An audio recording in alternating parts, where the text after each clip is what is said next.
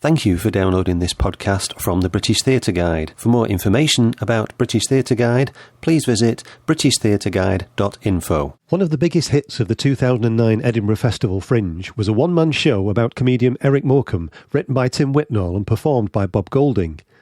When comedy impressionist Jon Culshaw from Dead Ringers and Spitting Image, amongst other shows, had the idea to pay tribute to another well-loved northern stand-up and one of his comedy heroes, Les Dawson, he teamed up with Tim and Bob to turn it into a reality. Les Dawson Flying High, written by Tim, directed by Bob and starring Jon, will make its debut at this year's Edinburgh Fringe before being extended for a national tour. I spoke to the three of them together during the rehearsal period and asked them why Les Dawson. Jon Culshaw answered first. Oh, well, I've always wanted to do a show about Les. He's a lifetime comedy hero ever since being a young lad. I just always loved his language, that luxuriant use of words, the way they tumble out in this beautiful erudite fashion. And the punchline always hits you like a pie in the face. And I've just always adored his comic mind and his insight and the feel that he gave to it. Good comedy that comes from within was always his phrase that he lived and worked by. And I can remember one fortuitous afternoon, the piano tuner was round at my brother's house and he tuned the piano, gave it its yearly checkup. And my brother Jim just said to me, "Oh, would you just play something just to inspire our son Tom to keep up his practice?" And the piano tuner just unravelled this beautiful, swirling, improvised symphony of chords, and it was just absolutely gorgeous. It made me think, I bet when Les played the piano at home, just for his own enjoyment, I bet that's how he sounded like. That's what it sounded like. And it just galvanised me to say, right, got to get this show on the road. And that's when I began to speak to Bob and to Tim, and it gathered pace, and here we are. Mm. Yeah, I mean, he must have been, my girlfriend's father was a piano teacher, and he was a huge fan of Les Dawson, and he always said he must have been a brilliant pianist to be able to play, to know what notes to hit, to play that badly. I mean, he must have been good, mustn't he? Yeah, definitely. I remember in an interview once he was, and Rick Wakeman has spoken about it as well, and the way that the science behind it seems to be, one bar has to be correct. And the one that follows, that's where the wrong notes should be. They've got to be the correct wrong notes.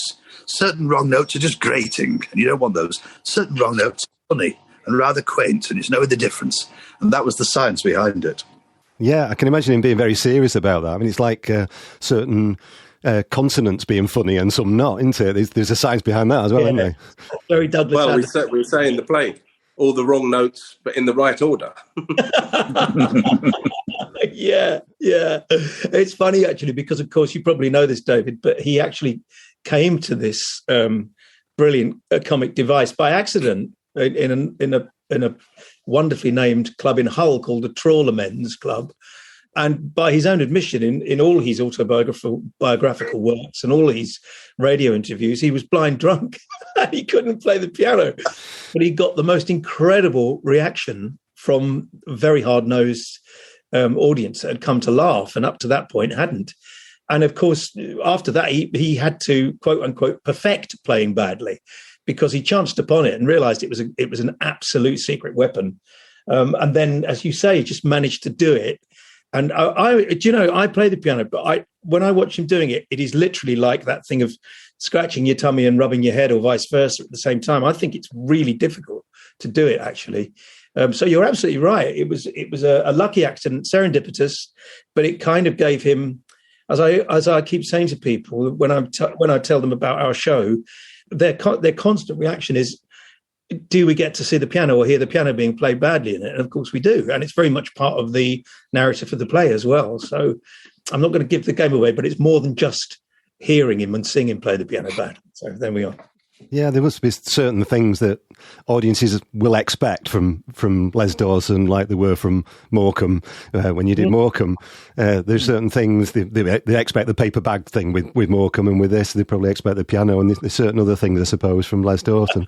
So, yeah. What else do you feel you had to put in there for Les Dawson? Well, we had to have Sissy and Ada, of course. They are very much there. They come and visit us, and they grace the screen.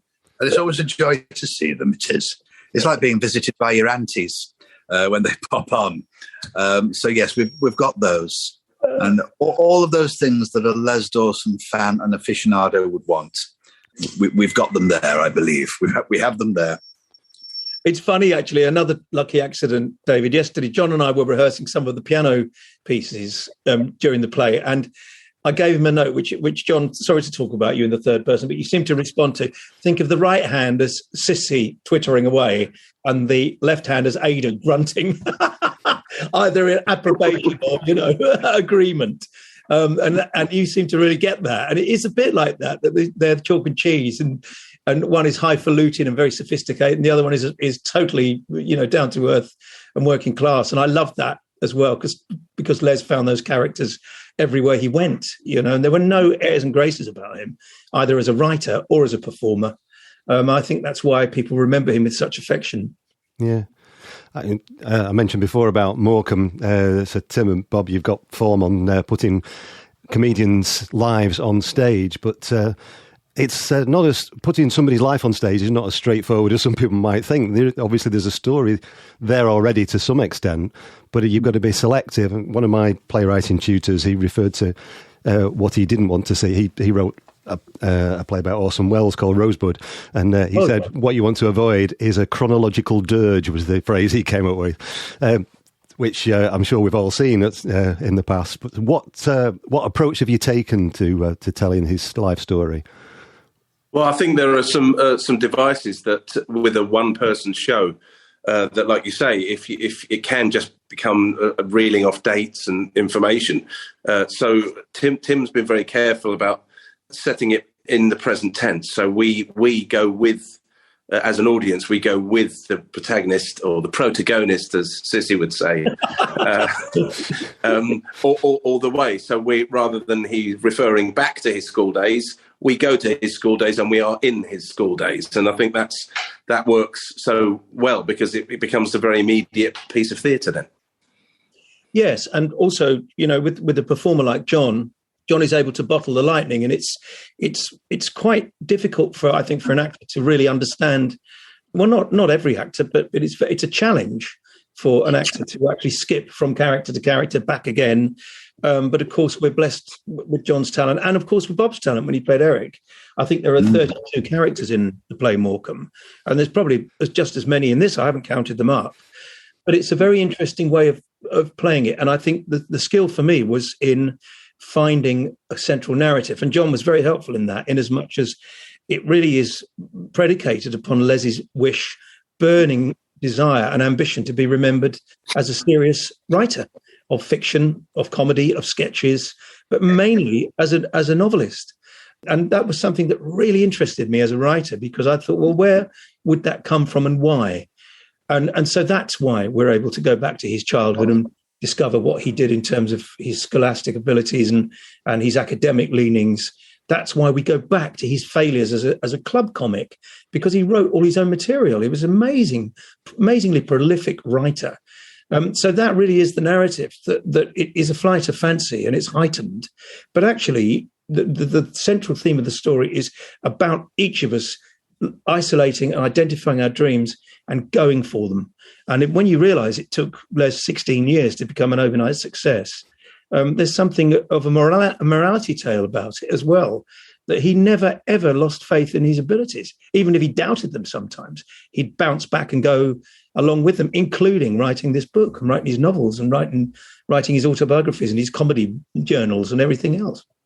Yeah, and there is a certain sadness that he was such a brilliant comic and writer, but he always wanted to be known for the serious stuff. And towards the end, just before he died, he started to do some serious acting that was highly acclaimed, but you felt there was more there, didn't you? Oh, of course, yeah. Yes, exactly, I think. And on top of that was a lovely guy. And, the whole through line, the moral through line with this play is that Les lived his life with the ethos of being kind to people, which are incredibly important. Because now you kind of look at show business as being quite cutthroat and, dog eat dog. But he managed to do it in a nice way, which is quite rare, I think. Yeah. Yes, he did look out for his fellow performers, and he cared. He was a great mentor We were talking about a lovely story about when he first met Bernie Clifton. And he said, come on, plough your own furrow. When Bernie was just starting out and Les told him to plough his own furrow and find his own act, which he did.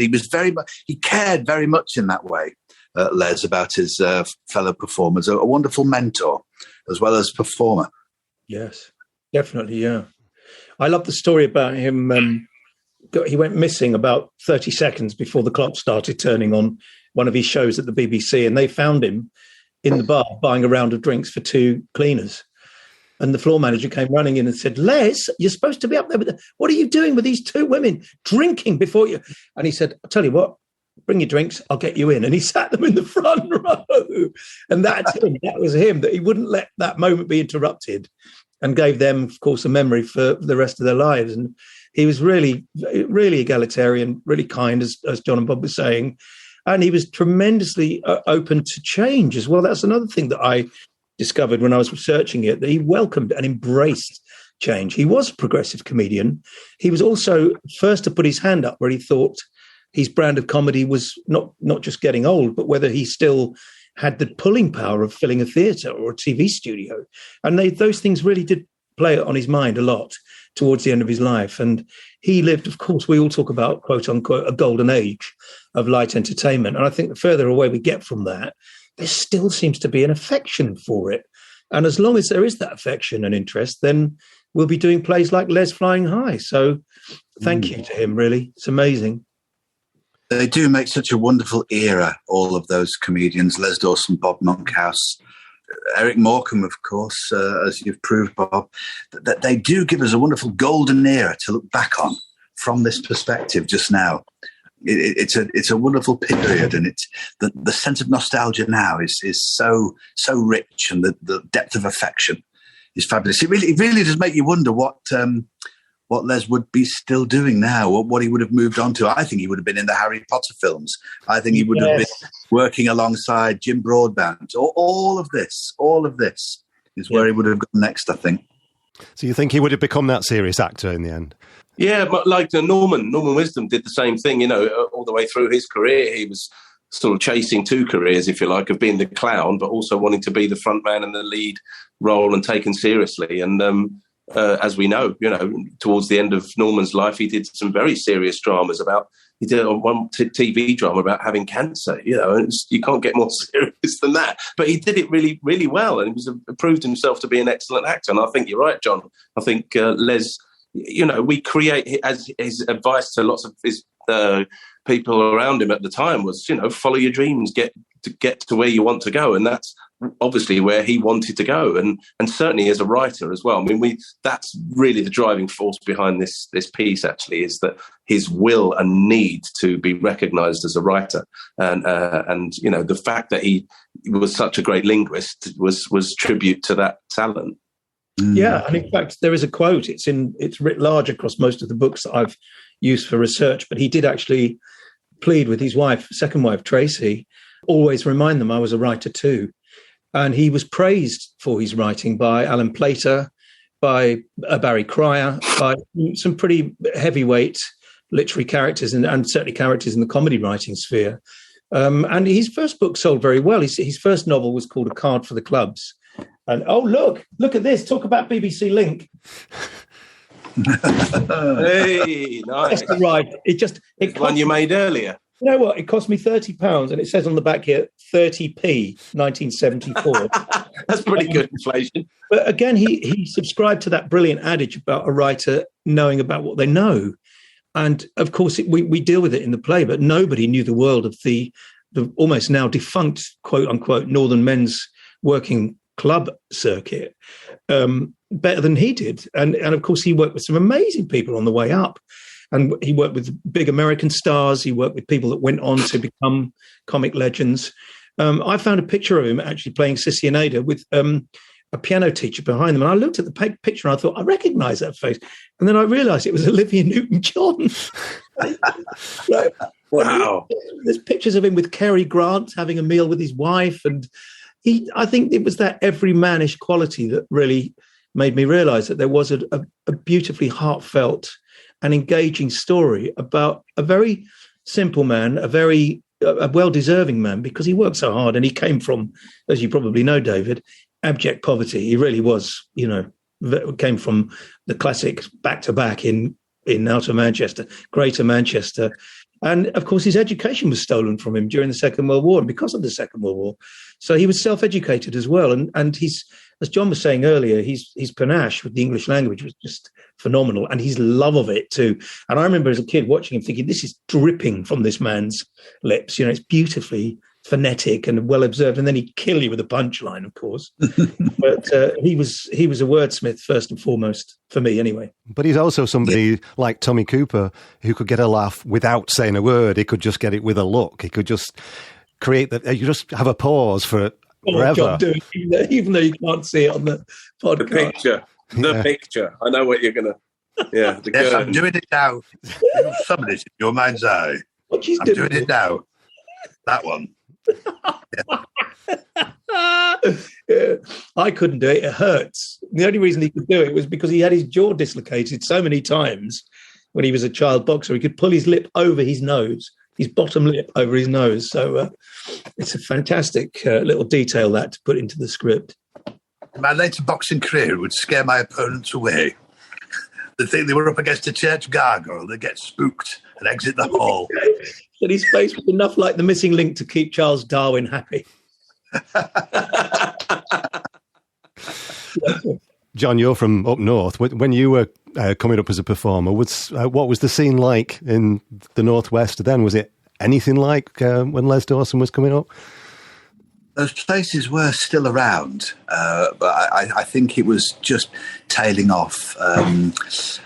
I was 12 in 1980, and there would still be places around, just like the ones that Les had described and worked in, maybe not quite as severe as that. I remember St. Anne's Social Centre in Ormskirk, where my mum would play bingo.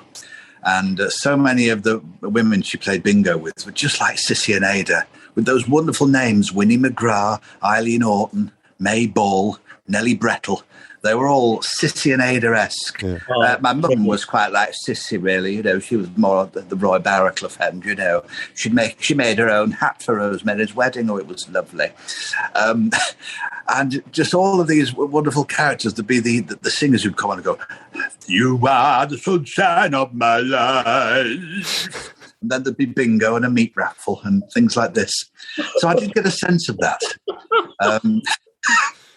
My way. Can you tell, David, it's been terrible rehearsing with John. Absolutely awful. I think we do get distracted from time to time, don't we? But it all feeds in. I remember my first ever performance, which was in Hull, and I can relate to some of Les's stories. The chap said, "Right, okay, you go on, take that microphone with you, do your 3 minutes, and then I'll come on and I'll introduce you now. You ready? You ready?" And then he walked on. Immediately he turned into Huey Green, and we got a new staff here today, new performer. Give him a big welcome. It's Mr. What's this? Mr. Don Coldstream. And halfway through, he came on and yanked the microphone out of my hands. And I thought, my gosh, I didn't think it was going that badly. What have I done here? And he said, "Ladies and gentlemen, just to let you know, the onion sandwiches will be on the rear trestle table today and not next to the kitchen as usual." So this was just the sort of stuff that went on. But Les and his fellow comics had that every day. I just had that. Trestle table. Oh. Well, you're in good company because Ed Sullivan introduced Morecambe and Wise as Morrie, Canby and Wise. And Eric reportedly said, "I didn't know there were 3 of us." I mean, just the words meat raffle are going to get a laugh, aren't they? I think so. Well, there was a line in the original draft. I might put it back in the extended touring version about Plato said that ridiculousness begins when a clown ridicules someone else's ridiculousness more than their own, or paraphrasing it. And there's a beat, and Les says it's all right for him. He never had to call the meat raffle or announce when the pies were ready. So, yes, the meat raffle is an amazing culture. It's a cultural, historical part of this club circuit, which is beautiful. And it also was presumably quite a valuable thing to win a It's going to go back to that as well, by the way things are going. But to win a hamper of meat, fresh meat, must have been a big deal. Yeah. Better than any of the prizes on Blankety Blank, anyway. He was asked, Les, once, where do you get the prizes for Blankety Blank? He said, War on Want. He was notoriously, cynical about the prizes. Jon, you're known for being quite good on the voices, but playing a character, sustaining a character as an acting role is a very different proposition, isn't it? So how has it been different than doing something like a Dead Ringers sketch? Oh, it's wonderful to just have the chance to really just stretch out and tell a whole story. A Dead Ringers sketch is a bit like a bank job. It's all a bit exaggerated. You're in, hit the punchline, get the gag done, and away, on to the next. But to have the chance to just stretch out and tell a full story about someone like Les, especially written by Tim, who is so amazing at finding the meaning, finding the depth, finding the heart, and really just making that sting. And working with Bob, with his wonderful experience of Morecambe and other plays, other one-man plays, and to be that other set of eyes, to see the things that you don't see, and to chip in with that. It's a wonderful. I can't tell you how much I've learned from doing it, and just the sense of. What was I going to say? You see, I'm going on now, and I've distracted myself because I'm rambling on so much. What we've all sort of said along the way is to just get familiar with the words and the meaning first, and the actual sound of the voice, the impression, if you like, is just the top coat. So that's the last little detail at the end. So get the meaning, get how you feel and sense about it. Get what you feel in order, and then you can add the voice at the end.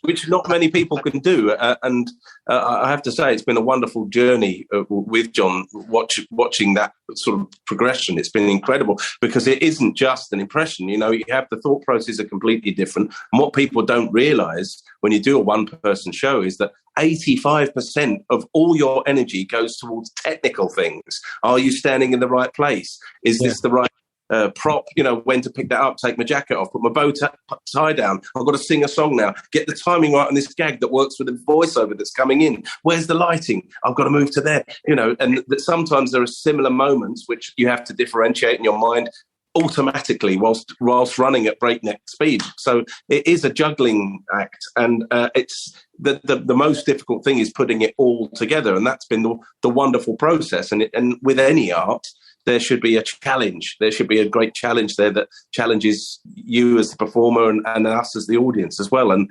I think, it's very difficult to be objective about a piece that you're so close to. But certainly watching Jon, I know that we've achieved it. So that bit's great. But as a whole production, I'm keeping everything crossed, and I'm fairly certain and optimistic that we have, thanks to the likes of Tim and the gang here. That we've got a big team of people that have just pulled out all the stops to make it happen. And that's what makes great theatre, and that's why I'm feeling so honoured. I know Jon and I were talking about it earlier today, and you just feel humbled by the whole process of it all coming together, and especially after being so quiet and nothing happening for the last 2 years within the theatre world. We were the first ones shut down, and we're the last ones coming back. So it's a joy, absolute joy to be here. Absolutely here. I think it's also important to point out that. Probably quite obvious from our chat, but every character you see or hear or experience within the narrative of the play is Jon performing it. So that we could easily have asked friends and chums and colleagues to have helped us with it, but Bob's editorial directorial choice to go with Jon as the sole performer, I think it probably, Jon, I'm speaking on your behalf again, but it creates a peculiar pressure, but the payoff is ultimately so rewarding that actually I couldn't do it. And after our first preview, I needed to lie down. So I don't know how Jon felt. It was. I always compare watching your own play with the analogy of the football manager. You can't bear to watch the penalty shootout. But luckily, there were an incredibly warm audience in Bury in Lancashire. The Q&A afterwards was equally well received, very, very positive. And that we also knew we had work to do, but it has been a real joy working on it. And we don't always say that about certain productions, but this one has been great. And I really hope, I think I should also point out, it's a very sophisticated multimedia production. The classic 1 hour Edinburgh show of somebody standing up there with a mic is brilliant. But because we had to tell Les's story, we had to employ quite a degree of state-of-the-art technology to help us. And I think that's also an amazing achievement on Jon's behalf to literally, as soon as the blue touch paper is lit, he's off. That's it. And he's playing catch-up with himself, which is incredible, for an hour. And it is a tour de force. And I would say definitely worth seeing. Even if you're not a Les Dawson fan or you can't remember him, it's a beautiful story about a very special person. There is something about the solo show, though. It's not as easy as people think who haven't tried it. It's quite a big thing. I mean, Bob, obviously, you've stood up on stage for an hour and performed solo. There's a lot to learn, and there's quite a lot of pressure on you for that hour, isn't there? Yeah, well, it's all about the dynamic, and eventually we evolved to near enough 2 hours with Morecambe, when as indeed this play will go on to become. After we've finished our stint in Edinburgh, we tour the country, and for that, every theatre needs a 2-act show. So Tim's already back in the old writing den, giving us another 25 minutes, half an hour extra onto what we're doing already with an interval. But yeah, the pressure is on, and the secret is keeping that dynamic, because it is just one person. To keep that interesting, you have to flower it with other theatrical devices, like with different characters, with songs, with jokes, with more sanguine, thoughtful moments, and that is largely down to the writer. And that's why when Jon approached me and said, I want to do this play about Les, are you up for directing? I said, yeah, absolutely. He said, but we really need Tim. I don't know if he's up for doing another late comic. And Jon went away for 10 minutes, had a chat with Tim. Next thing I know, I got a conversation with Tim saying, so we're working together again. And I was chuffed a bit. But that was brilliant. But it was actually coincidental as well, because Jon and I were working on something else together. And funnily enough, it's interesting because this sounds terribly grand, but I do get asked to consider biopics. I don't mind if I'm the go-to guy for them, but as I go, I refer to my earlier point, Milad, where if there's an affection for somebody, and if the story I think interests me, and when Jon said, or I didn't really know anything about Les's literary pretension, aspirations, and that really did interest me, because I knew I could write it, if you like, from a writer's point of view. I do know the tyranny of the blank page. As Douglas Adams said, I know the sound a deadline makes as it rushes past. And all those. And when I discovered that Les was literally holding up his publisher, not quite to ransom, but did a deal with them that he would only complete his memoirs once they had agreed to publish his magnum opus dystopian novel called A Time Before Genesis. I just loved that story, that this man was doing everything he could to get what he considered to be a serious piece of writing in front of his audience and his fans. And that book, I have read it, is remarkably prescient, and it looks forward to everything from cancel culture to the rise of pornography.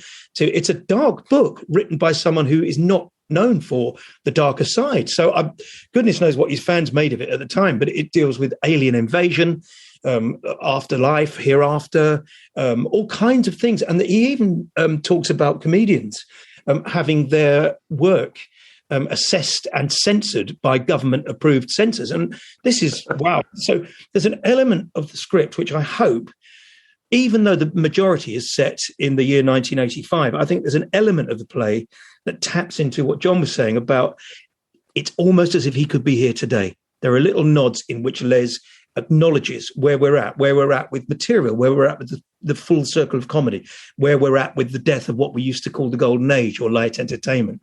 And that really interested me as well, that if we can start the show and pull in a much younger audience who've never heard of him, that there's something for them that they identify with and acknowledge. Yeah. I want to ask you about Morecambe, because I think I might have been the first person to publish a 5-star review of that, and there were a lot more when it was first on the Edinburgh. I mean, and there were a lot more prestigious reviews than mine that came out after that, because it was remarkably well received, wasn't it? Did that take you by surprise, just how big it became so quickly? Yeah, well, yeah, absolutely. It was quite a quick journey anyway. I mean, Tim and I got together in 2008 to put the idea onto paper. Tim disappeared for 10 days, came back with 10 pages and just said, look, here's a start. But we were starting literally from scratch, in that we didn't even have funding. We didn't have a producer on board.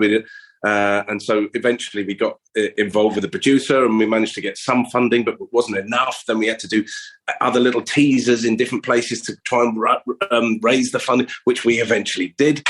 So that's what your focus goes on. And then in the middle of that were the rehearsals. As I was saying, most of it is about technical stuff. I've been talking to Jon a lot about this, about the amount of information that an actor can take on at the beginning is limited to what your brain has, capacity for.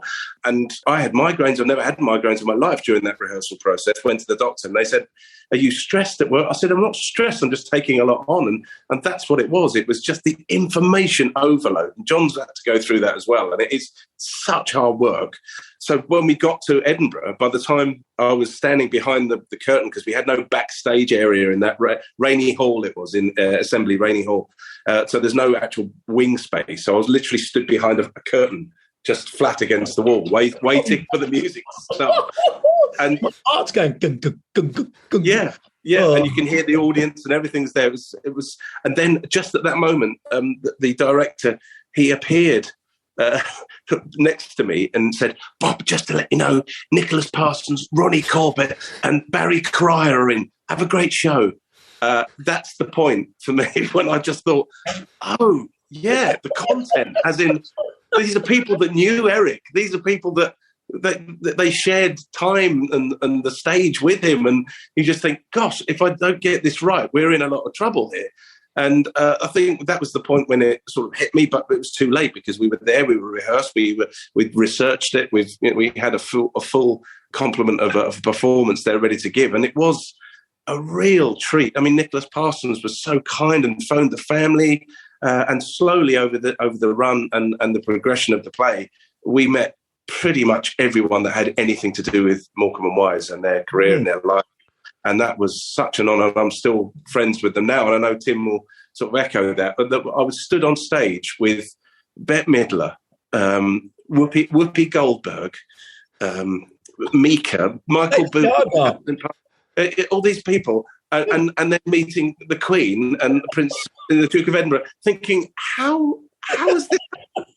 I'm in this really strange, surreal lineup, going, wow! And that all happened within a year and a half of us just having this little meeting, going, I think we've got 10 pages, an idea. So it really was a kind of shock to the system. But then by then, that everything was spiralling. The tour got extended. We then did a further tour. Obviously, the West End run occurred. Then awards started coming. So, I mean, I think we were very conscious of the fact that we were on the coattails of greatness, in that we were just trying to tell Eric's story.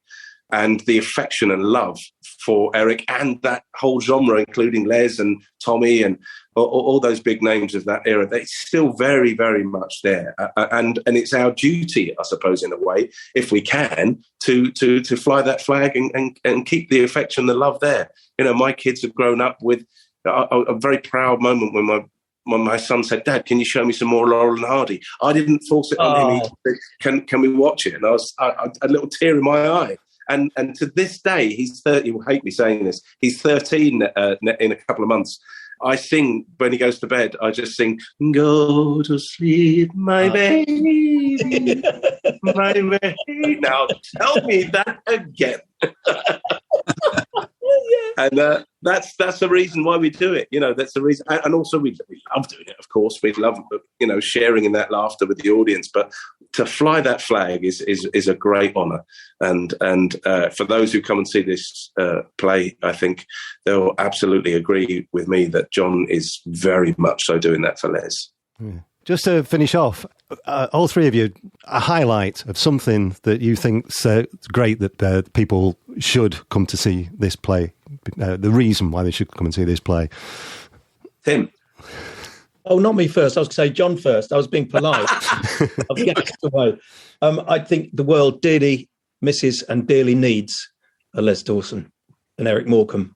I read a review for Baz Luhrmann's Elvis picture the other day, and it said the same thing, that some people come along, they're iconographic, they're absolutely iconoclastic, they break the mold. We don't know why or how they've done it. It's just talent. It comes from another planet. And for me, Les Dawson was one of those people. And I think the play has heart and soul. It's tongue-in-cheek in places. It's flight of fancy in others. And it's dead accurate in most places. But I think if you want to come and see somebody practically drill themselves through the board of the stage in a reverential, appropriate and extremely respectful manner and have a good laugh along the way, then please come and see us. I think the world does need a Les Dawson right now. And I think the play gives a feeling of Les visiting us, a bit like a much missed great uncle. Having a little look around this present day, in fact, it was a bit unusual, isn't it? But never mind, just keep your head, keep steady. Don't overthink things. Be careful.